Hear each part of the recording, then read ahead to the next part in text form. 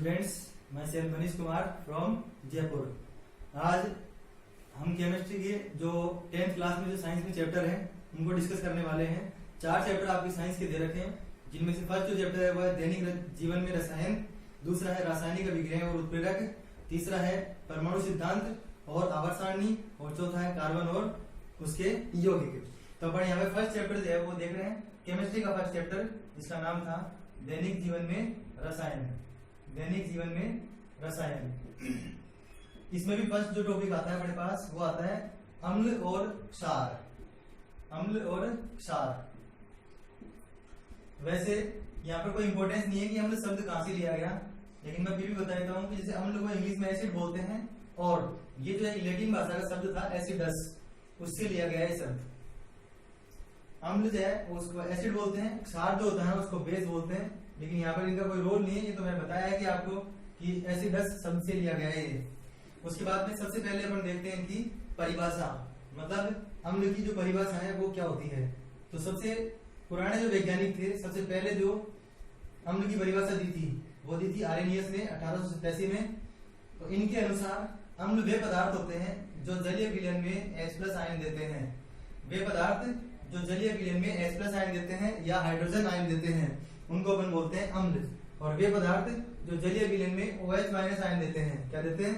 OH- ion, जिसका नाम होता है हाइड्रोक्साइड या हाइड्रोक्साइड आयन देते हैं, उनको कहते हैं क्षार।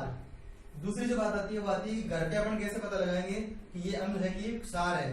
तो उसके लिए अपने पास तरीका है इनका स्वाद। तो जो स्वाद में खट्टा होता है जो स्वाद में खट्टा होता है वो क्या कहलाता है? अम्ल। और जो स्वाद में कड़वा या तीखा होता है उसको बोलते हैं क्षार। उसके बाद में प्रयोगशाला में कैसे पता लगाएंगे कि ये अम्ल है कि क्षार है।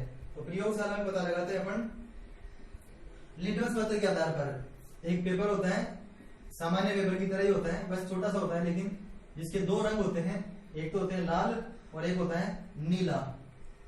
एक तो लाल और एक नीला। 2 लिटमस पत्रों की सहायता से अपन अम्लीय और क्षारीय प्रकृति का पता लगा सकते हैं, अम्ल और क्षार का पता लगा सकते हैं। तो अम्ल जो होते हैं वो नीले लिटमस पत्र को लाल करते हैं और ये लाल को नीला करते हैं। इसका अपोजिट है ये। तो आपको केवल अम्ल के लिए याद रखो, क्षार के लिए याद रखने की जरूरत नहीं है। उसके बाद में अम्ल जो है ना, उसके लिए अपन ने क्या कहा, यहाँ पे नीले को लाल करते हैं। तो एक ट्रिक बना सकते हैं यहाँ से ए, नी और ल या फिर ला, मतलब एक ट्रिक से याद रख सकते हो इसको, अनीला। अनीला का मतलब अम्ल नीले लिटमस पत्र को लाल करते हैं। तो ये तो वही बात कि अम्ल और क्षार कहते किसे हैं, इनका स्वाद कैसा होता है और इनको जो है प्रयोगशाला में कैसे पता लगा सकते हैं। अब अपन पता लगा रहे हैं इनके उदाहरण। अम्ल जो है उसका उदाहरण क्या होगा, क्षार के उदाहरण कौन से होंगे? तो सबसे पहले एक शब्द होता है सिरका, जो घर पे अचार बनाने के काम में लिया जाता है। इसमें कौन सा अम्ल होगा? या फिर एक होती है इमली, इसमें कौन सा होगा? या फिर एक होता है लाल चीटी, एक होता है जठरस। आमाशय के अंदर जो रस होता है, जठरस जो होता है पेट में, वो। तो सिरका जो है, सिरका, उसमें अम्ल होता है एसिटिक अम्ल। कौन सा अम्ल? एसिटिक अम्ल। इसके अंदर जो होता है वो होता है टार्ट्रिक अम्ल। टार्ट्रिक अम्ल। इसमें जो होता है वो होता है फॉर्मिक अम्ल। और लास्ट वाले में होता है हाइड्रोक्लोरिक अम्ल HCl। बाकी सबके फॉर्मूले पूछे नहीं जाते, जनरली इसका फॉर्मूला पूछ सकते हैं आपसे। तो ये लिखना होगा CH3COOH। ये बोर्ड लगाओ तो लगा सकते हैं, अदरवाइज नहीं भी लगाए तो भी चलेगा। और ये होगा HCOOH। तो इसमें भी COOH है, इसमें भी COOH है, यहाँ पे H है और यहाँ पे CH3 है। इस चीज का अंतर है बस। तो सिरका में एसिटिक अम्ल, इमली में टार्ट्रिक अम्ल, लाल चीटी में फॉर्मिक अम्ल और जठरस के अंदर HCl या हाइड्रोक्लोरिक अम्ल। ऐसे क्षार के उदाहरण देखें, क्षार के एग्जाम्पल देखे जाए अगर, तो क्षार के जो उदाहरण होते हैं उसमें आता है एक तो NaOH, सोडियम हाइड्रोक्साइड, ऐसे ही KOH, पोटेशियम हाइड्रोक्साइड, ऐसे ही MgOH का होल ट्वाइस, मैग्नीशियम हाइड्रोक्साइड, ऐसे AlOH का होल थ्राइस, एल्यूमिनियम हाइड्रोक्साइड। सब में हाइड्रोक्साइड कॉमन है, बस यहाँ पे सोडियम है तो सोडियम हाइड्रोक्साइड, पोटेशियम है तो पोटेशियम हाइड्रोक्साइड, मैग्नीशियम है तो मैग्नीशियम हाइड्रोक्साइड और एल्यूमिनियम है तो एल्यूमिनियम हाइड्रोक्साइड। तो इस तरीके से अपन अम्ल और क्षार की परिभाषा, उनको स्वाद के आधार पर पता लगा सकते हैं और प्रयोगशाला के अंदर पता लगा सकते हैं। इसके बाद में मैंने उदाहरण बताया आपको कि अम्ल के उदाहरण कौन से होते हैं, क्षार के उदाहरण कौन से होते हैं। उसके बाद में अगली जो बात आती है वो आती है कि अम्ल और क्षार को जब आपस में जोड़ा जाता है तो क्या प्राप्त होगा और कैसे प्राप्त होगा ये देखते हैं। तो अम्ल और क्षार के बाद अगली जो चीज आती है वो आता है अपने पास लवण। तो देखो जब अम्ल को क्षार के साथ रिएक्शन करवाते हैं तो प्राप्त होता है लवण। मतलब अम्ल की क्षार के साथ अभिक्रिया से बना पदार्थ है वो क्या कहलाता है, लवण कहलाता है। और लवण निर्माण की इस क्रिया को उदासीनीकरण अभिक्रिया कहते हैं। लवण निर्माण की इस क्रिया को उदासीनीकरण अभिक्रिया कहते हैं। और जहाँ पे उदासीनीकरण की बात आती है वहां पे ऊर्जा जो है ना, ऊर्जा वो उत्सर्जित होती है, उष्मा का उत्सर्जन होता है। इसलिए ऐसी अभिक्रियाएं जिनमें उष्मा का उत्सर्जन होता है उनको बोलते हैं ऊष्माक्षेपी। फिर सुनो, अम्ल की क्षार के साथ अभिक्रिया से बना पदार्थ क्या कहलाता है, लवण। उसके साथ जल भी बनता है। इस अभिक्रिया को बोलते हैं उदासीनीकरण अभिक्रिया। इस क्रिया में उष्मा का उत्सर्जन होता है, इसलिए अभिक्रिया को बोलते हैं ऊष्माक्षेपी। उसके बाद में देखो अम्ल जो है ना, अम्ल चाहे से अम्ल हो चाहे क्षार हो, मतलब इन दोनों में से कोई भी हो, दोनों के दोनों प्रबल भी होते हैं और दुर्बल भी होते हैं। मतलब अम्ल भी प्रबल हो सकता है और क्षार भी प्रबल हो सकता है। इसी प्रकार अम्ल भी दुर्बल हो सकता है और क्षार भी दुर्बल हो सकता है। इसी प्रकार अम्ल की और क्षार की प्रकृति के हिसाब से लवण जो है वो 3 प्रकार का होता है, अम्लीय, अम्लीय लवण, क्षारीय लवण और उदासीन लवण। अम्लीय लवण, क्षारीय लवण और उदासीन लवण। अब अपन को ये देखना है कि प्रबल अम्ल और प्रबल क्षार, मतलब अगर अम्ल भी प्रबल हो और क्षार भी प्रबल हो, मतलब पहली कंडीशन अपन ले रहे हैं यहाँ पर कि प्रबल अम्ल और प्रबल क्षार से बना लवण कैसा होगा। मतलब प्रबल अम्ल की प्रबल क्षार से अभिक्रिया करवाएंगे तो जो लवण होगा वो होगा उदासीन। कैसा होगा, उदासीन लवण होगा। जल हमेशा इसके साथ बनेगा ही। जैसे सामान्य उदाहरण से समझो इसको, जैसे NaCl और HCl और NaOH। HCl हुआ अम्ल जो कि प्रबल अम्ल होता है, ऐसे ही प्रबल क्षार NaOH। इसमें देखो आपको क्या याद रखना है, यहाँ पर जल बनेगा। इसका मतलब क्या हुआ कि पहले आप यहाँ पर जल को याद रखो, ये अम्ल है ये क्षार है, इसका मतलब जल तो बनेगा ही। तो जल बनने के लिए यहाँ से गया, OH यहाँ से गया, तो इसमें क्या बचा Na और इसमें बचा Cl। तो यहाँ पर क्या आंसर आ जाएगा NaCl। तो आपसे पूछ जाएगा NaCl इनमें से किस प्रकार का लवण है, तो NaCl एक उदासीन लवण होता है। अगली बात है इसका उल्टा कर दिया जाए, मतलब इसमें एक को अम्ल को प्रबल कर दे और क्षार जो है क्या कर दिया जाए, दुर्बल। तो अम्ल प्रबल है और क्षार दुर्बल है, तो प्रभाव किसका पड़ेगा, जो प्रबल होगा उसका। इसका मतलब जो लवण होगा यहाँ पर वो किस प्रकार का होगा, अम्लीय होगा। लवण जो होगा वो किस प्रकार का होगा, अम्लीय होगा, अम्लीय। जैसे हम प्रबल अम्ल की जगह HCl को लिख सकते हैं, लेकिन दुर्बल क्षार की जगह पे लिखेंगे NH4OH को। फिर मैं वही कह रहा हूँ आपको, यहाँ पे लिख दो H2O। H2O लिखने का मतलब H और OH यहाँ से गया, पहले वाले में क्या बचा Cl और दूसरे वाले में क्या बचा NH4। तो इसमें तो बचा NH4 और इसमें Cl। Cl में माइनस चार्ज होता है इसलिए बाद में लिखा है, NH4 प्लस चार्ज होता है इसलिए पहले। हमेशा धनायन को पहले लिखा जाता है, ऋणायन को बाद में लिखते हैं। जैसे NaCl में Na को पहले लिखा हुआ है, Cl को बाद में। जिसपे प्लस होता है उसको पहले लिखते हैं, जिसपे माइनस होता है उसको बाद में लिखते हैं। अब अपन लेते हैं इसका उल्टा कि अगर अम्ल कैसा हो जाए, दुर्बल, अम्ल तो दुर्बल और क्षार कैसा हो जाए, प्रबल। अम्ल तो दुर्बल और क्षार प्रबल, तो अब की बात प्रबल कौन है, क्षार, इसलिए लवण कैसा होगा, क्षारीय। लवण कैसा होगा, क्षारीय। तो ये संभावना आ जाएगी।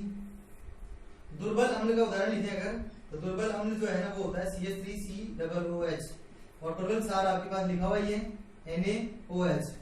इसमें भी वही याद रखना है आपको H2O। तो ये क्षार है इसलिए OH देगा, इसमें से क्या ले लेंगे H, तो इसमें क्या बचा CH3COONA।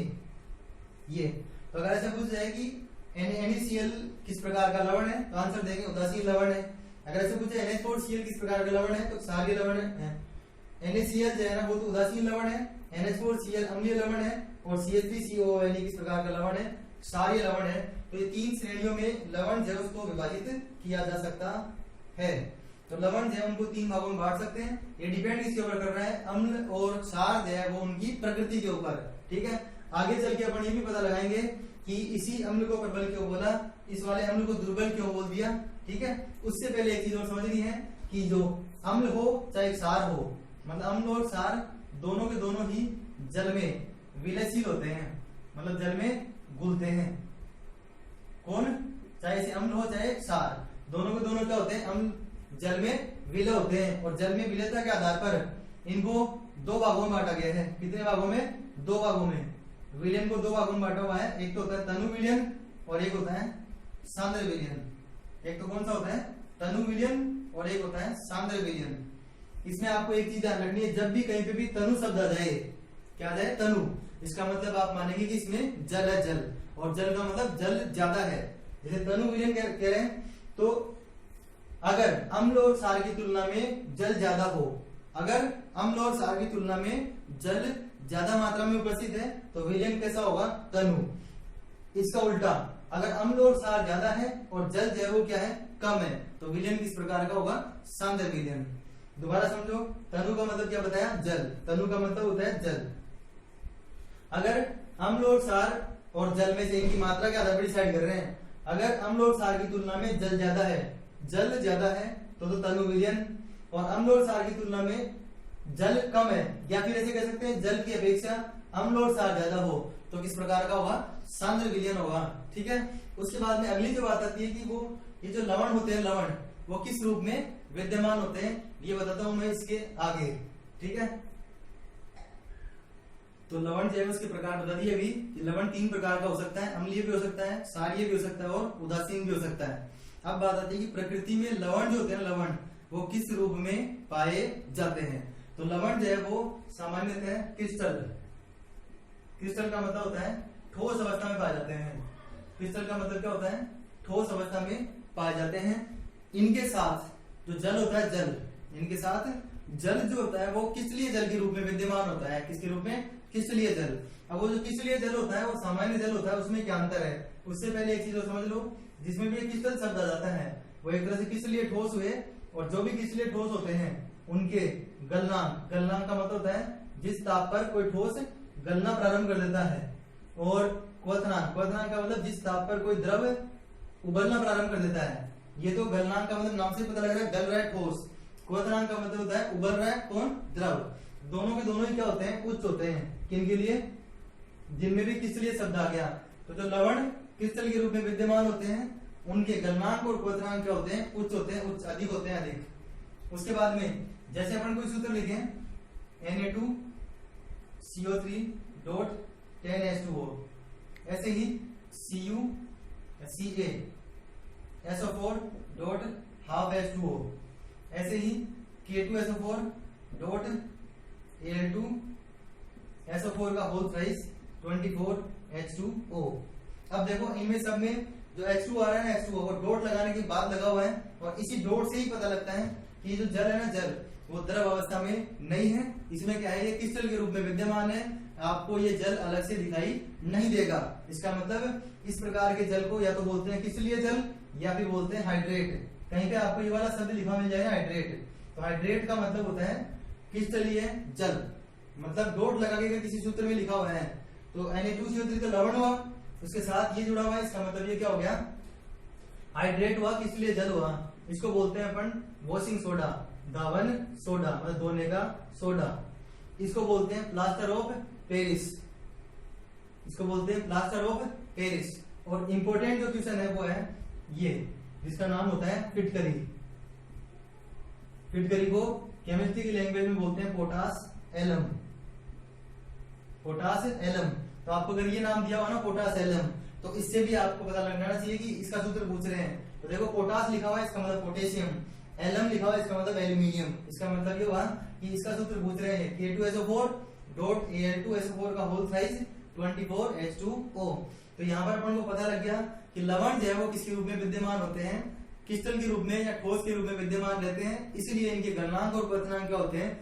अधिक होते हैं। और क्रिस्टलीय जल का मतलब होता है कि किसी भी लवण के साथ H2O जो है वो सूत्र के अंदर डॉट लगा के लिखा हुआ है। जैसे मान लो आपसे पूछ जाए कि धावन सोडा में कितने क्रिस्टलीय जल के अणु होते हैं, तो क्रिस्टलीय जल के अणु कितने हैं? इसके अंदर 10 है। ठीक है। इसमें पूछेंगे तो हाफ है, इसके अंदर पूछेंगे तो 24 H2O जो है ना वो क्रिस्टलीय जल के रूप में उपस्थित है। तो आज अपन ने जो क्लास है उसके अंदर अम्ल, क्षार और लवण और लवणों के प्रकार कितने प्रकार के लवण हो सकते हैं उनके प्रकार देंगे, और लवण प्रकृति में किस रूप में पाए जाते हैं उसका भी अपन ने डिस्कशन कर लिया। ठीक है, इसके बाद में अपन जो आगे वाला जो क्लास होगी उसके अंदर अपन देखेंगे कि अम्ल क्षार जो है उनकी परिभाषाएं, मतलब 3 सिद्धांत अपने पास दे रखे हैं जिनके आधार पर मतलब अलग अलग वैज्ञानिकों ने अलग अलग अवधारणाएं दी जिससे अपन अम्ल क्षार और लवण जो है उनकी पहचान कर सकते हैं। सामान्यतः अपन अम्ल और क्षार की पहचान करेंगे उनसे। ठीक है, तो आप जो है इनको राइट डाउन करते रहे, मतलब नोट्स बनाते रहे रेगुलर, मतलब लिखते जाएं, और कोई भी प्रॉब्लम अगर आती है तो आप कमेंट्स कर दीजिए और चैनल जो है उसको सब्सक्राइब कर दें जिससे आपके पास नोटिफिकेशन जो है वो आ जाए। Thanks for watching.